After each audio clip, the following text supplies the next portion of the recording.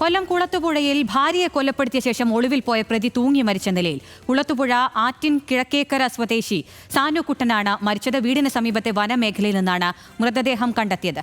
ഷമീർ അബ്ദുൾ ചേരുന്നുണ്ട്. ഷമീർ, ഇയാൾ ഭാര്യയെ കൊലപ്പെടുത്തിയതെന്നായിരുന്നു? എത്ര ദിവസത്തിന് ശേഷമാണ് ഇയാൾ മരിച്ച നിലയിൽ കണ്ടെത്താൻ കഴിഞ്ഞിട്ടുള്ളത്? ഈ കേസിന്റെ വിശദാംശങ്ങൾ എന്തൊക്കെയാണ്?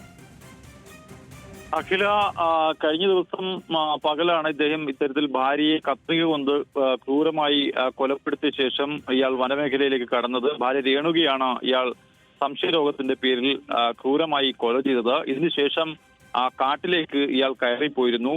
ഇന്ന് രാവിലെയോടുകൂടി ഫോറസ്റ്റും അതുപോലെ പോലീസും സംയുക്തമായി നടത്തിയ പരിശോധനയിലാണ് ഇപ്പോൾ ഇയാൾ ജീവനൊടുക്കിയ നിലയിൽ ഇയാളുടെ മൃതദേഹം കാട്ടിനുള്ളിൽ കാണപ്പെട്ടിരിക്കുന്നത്.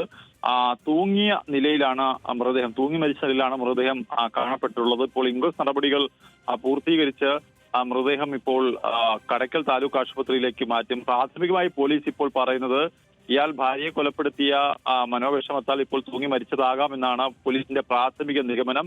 എന്തായാലും വനത്തിനുള്ളിൽ നിന്നും മൃതദേഹം പുറത്തേക്ക് എത്തിക്കാൻ ഇൻക്വസ്റ്റ് നടപടികൾ പൂർത്തിയാകേണ്ടതുണ്ട്. ആ നടപടിക്രമങ്ങളാണ് ഇപ്പോൾ പൂർത്തിയായി വരുന്നത്. അഖില, ശരി. കൊല്ലം കുളത്തുപുഴയിൽ ഭാര്യയെ കൊലപ്പെടുത്തിയ ശേഷം ഒളിവിൽ പോയ പ്രതി തൂങ്ങി മരിച്ച നിലയിൽ കണ്ടെത്തിയിരിക്കുകയാണ്. വിവരങ്ങൾ നൽകുകയായിരുന്നു ഷമീർ അബ്ദുൾ.